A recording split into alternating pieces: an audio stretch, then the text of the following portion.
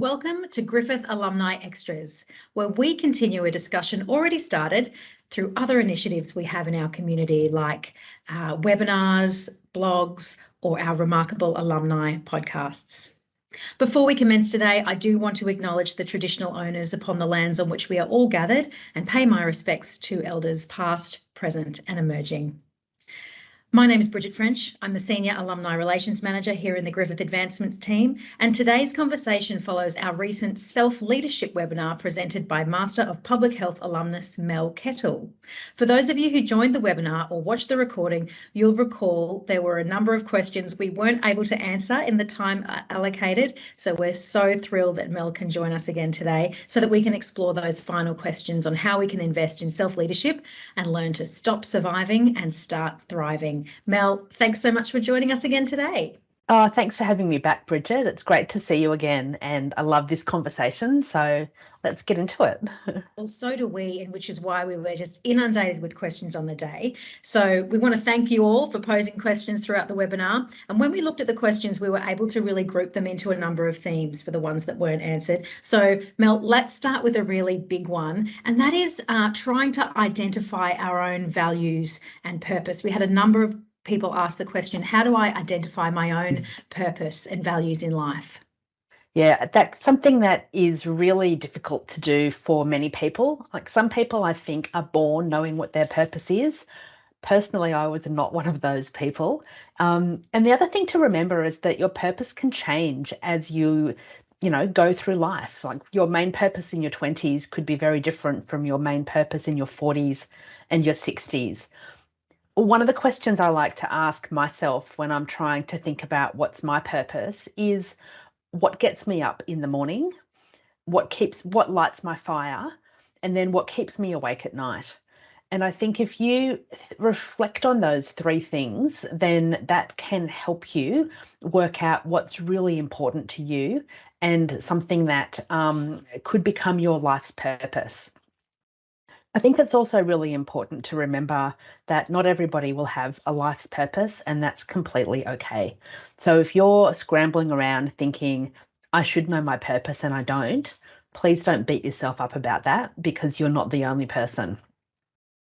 When it comes to your values, again, think through what is it that's important to you. So some of my values are being kind, looking after my health, and being curious and having this lifelong learning perspective. So they're three things that are really important to me, and they inform what I do most days and how I live my life. So if you are, again, unsure of your values, you can Google value lists, and there's loads of lists online with a whole bunch of really common values. So you can go through those and pick 4 or 5 or 6 that resonate the most with you. And hopefully that will help you. Great advice, Mel. And for those people who perhaps might need some external guidance or support, we've had some questions about finding a life coach or finding a career coach. So a life coach and a career coach are quite different. If you're looking for some extra coaching support, whether it's mentoring or coaching, that is one of the services I provide. So if you like what I have to say, I'm definitely very happy to have a chat with you. But the thing that I think is really important when finding a coach or a mentor is, first of all, find somebody who you like and find someone who you have a good rapport with, because this person is going to play a really important role in your life for, 3 months, 6 months, 12 months, and possibly longer.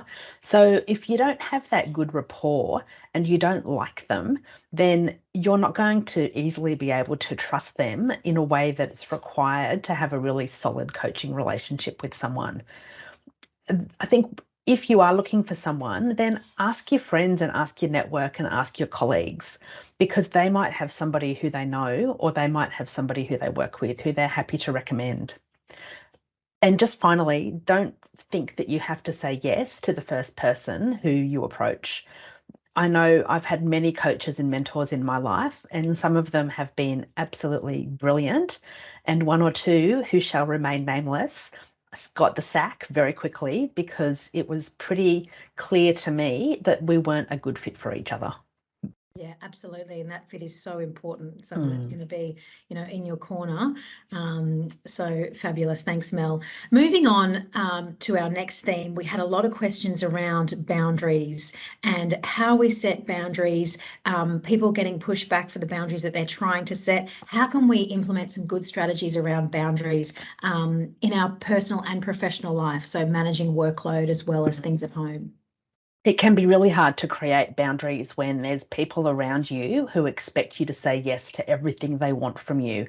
And so that's certainly a position I've been in, both professionally and personally.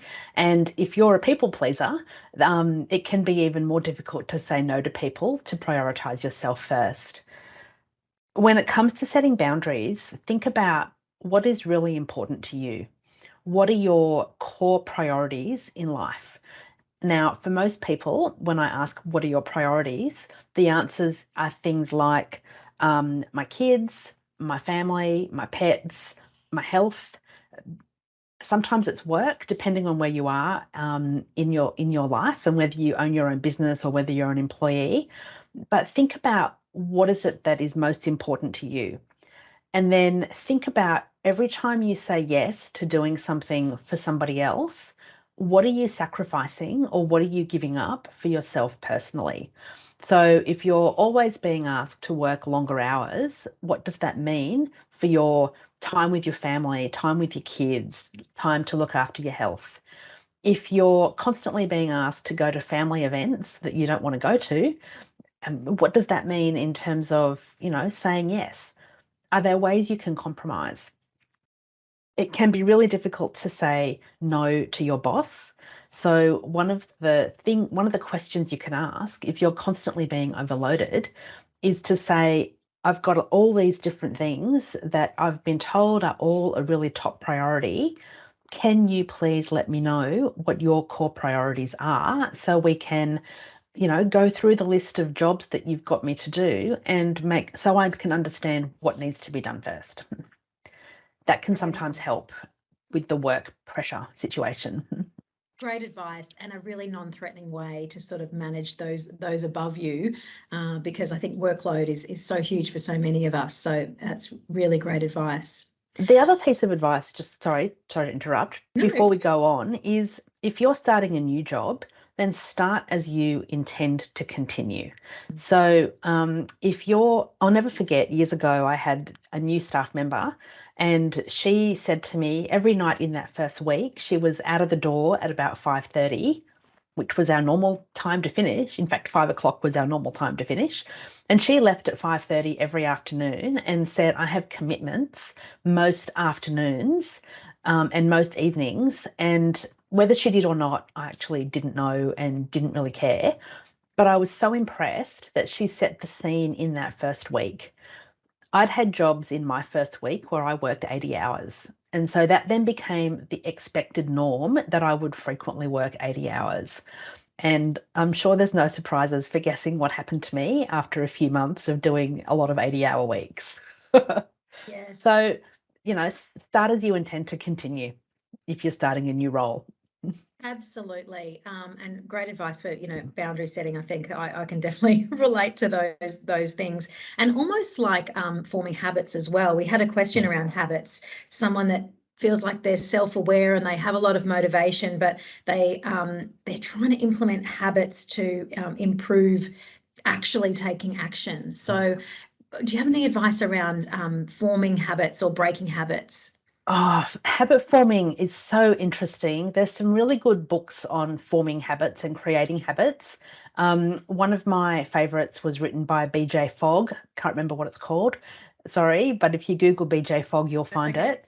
Yeah. Another one is Atomic Habits by James Clear. He's just got some great ideas, and all of his book is based on the work that BJ Fogg did, but he talks about habit forming in a way that's um, it might be a little bit clearer and easier to understand. One of the things that I find when it comes to creating a new habit or breaking a bad habit is to create a new habit, it's what is it that I'm doing on either side of that habit? So, my dentist says to me, can you floss your teeth more? And I'm like, oh God, do I have to? Yes. And she Yeah, said, me just do too. one tooth, just do one tooth a day. And then when you're in the habit of doing one, do two and then do three. And of course, Great advice.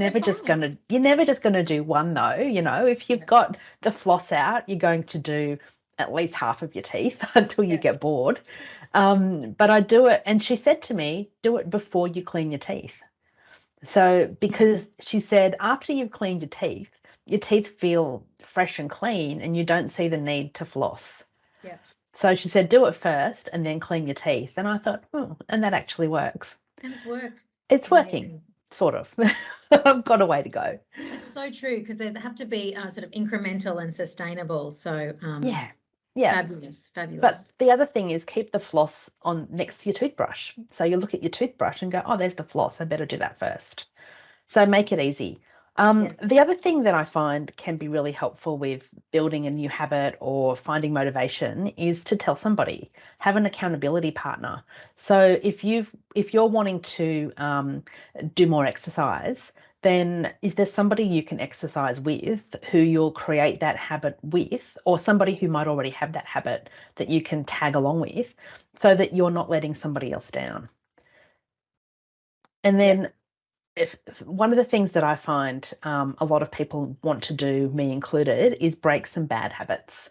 So one of my bad habits is that I noticed over the last 6 months, the amount of alcohol that I've been drinking has been increasing. So I've gone from having, a gin and tonic and a wine on a Friday night and a Saturday night to looking back at my week and going, did I even have an alcohol-free day? So one Yeah. of the things that's reset for me is last week I was away for the week and I've had hardly any alcohol since I've been back because I got out of my routine for a week. And now that I'm home, I've got this fresh thing happening. So sometimes to break a bad habit, you need to completely change your circumstance so that you don't have a reason to reach for whatever it was or to do whatever it was you were doing that you're wanting to stop. Like almost like a pause or a reset on your life Yeah, so you can sort of yeah, reflect.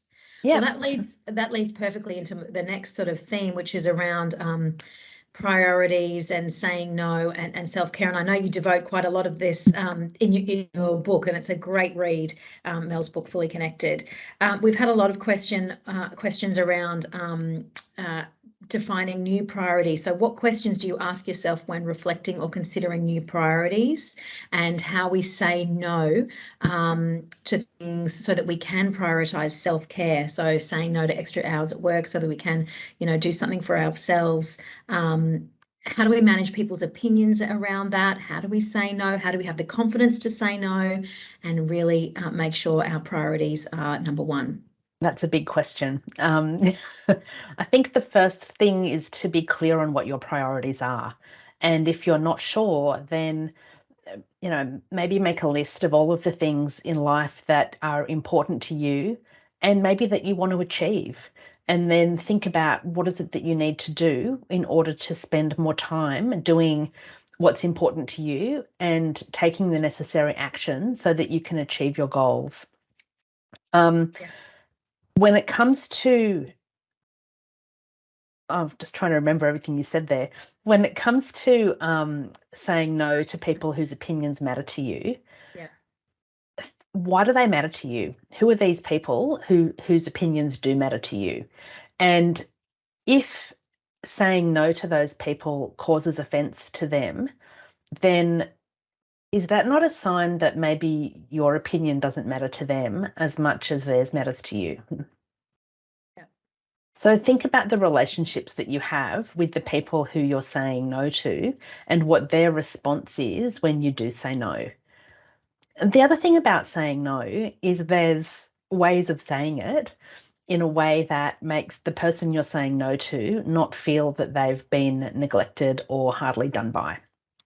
One of my favorite ways to say no, if somebody rings me and says, can you work with me on this project, or can you take on this volunteering thing, or do you want to go to this event?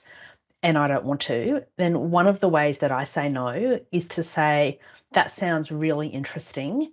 Thank you for asking, but I don't have the capacity right now. And so I'm going to say no. Perfect. And Right.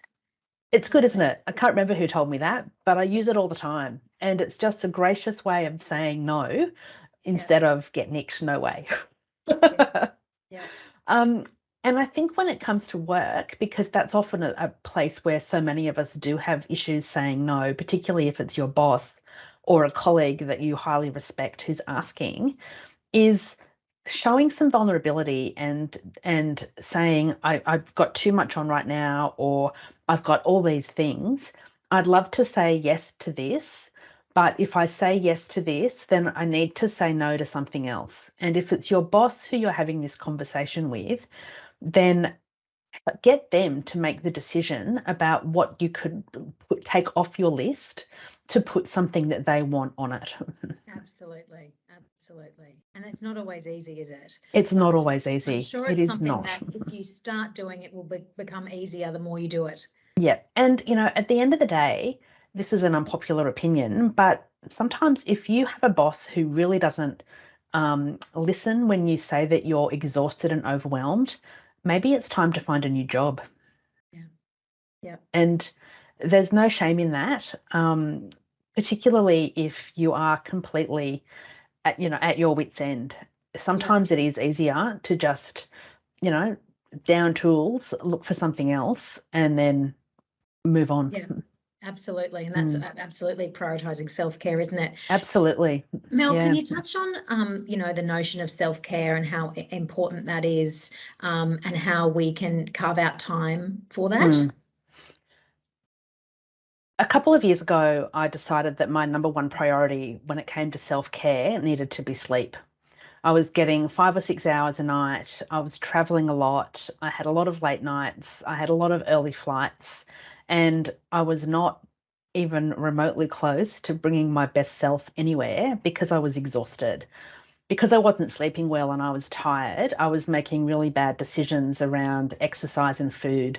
Basically, I wasn't exercising because I was too tired, and I was eating a lot of takeaway and a lot of, snacky food because I was just too exhausted to go grocery shopping to buy fruit and veggies and to cook a healthy meal. So I thought sleep is the easiest thing that I can control and that will have the biggest impact. So a couple of things I did was I said to all of my clients, or I set a little rule in my head that I wouldn't do any flights before 9 a.m., sort of 8:39, because anything before 9 a.m., if I had to be in Sydney for a meeting at 9 a.m., then I had to get up at 3:30 to get a plane to get there in time. And for Melbourne, it was even worse, particularly during daylight savings in the southern states. So I made that little change, and that made a really big difference. I also started going to bed a lot earlier and at a regular time. So now, after it took a while to get into this rhythm, but now I'm normally in bed by 9:30 almost every night. I might read for half an hour, but by 10:15, the light's out, and I'm um, asleep not long after that. Yeah. This week I've had a few commitments in the evenings and I've had some really late nights, and I'm really noticing the difference that it's made, even just with 2 late nights in a week after many weeks of not having extra late nights. Yeah. So, think about, and that's something that's easy. That was easier for me to do. It meant Yeah. that I turned the TV off earlier. I didn't scroll through my phone for 3 hours at night before going to bed, which I, Yeah. which I often used to do. Excuse me. Oh, So I think, yeah, we can all relate to yeah, that. yeah, yeah. But when it comes to self-care, have a good look at your self-care habits and requirements and pick one thing. Like, just start with just one thing that will make you feel better. Yeah. Brilliant. Thanks, Mel.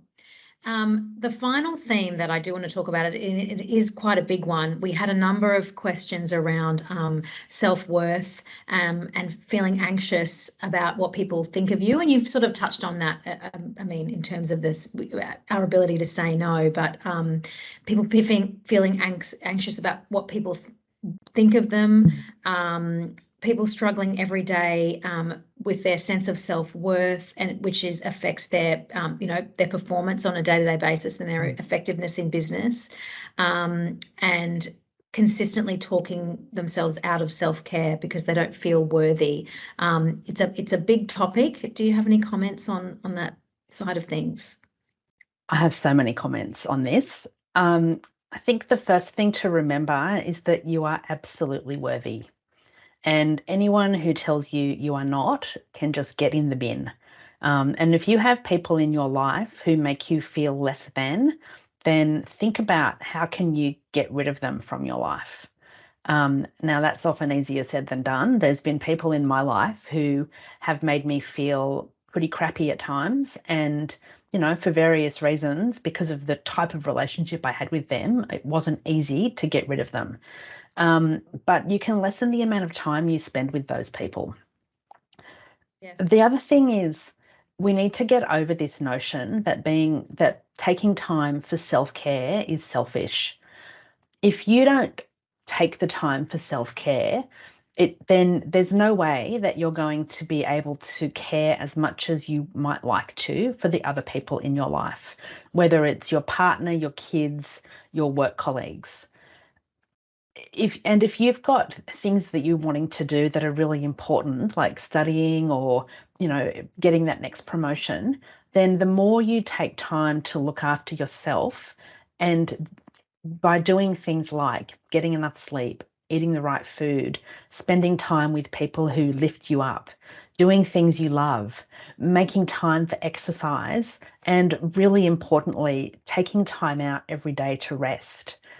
Rest is a bit different to sleep. We all know we need to get enough sleep, but we also need time each day to rest our eyes and to rest our brain.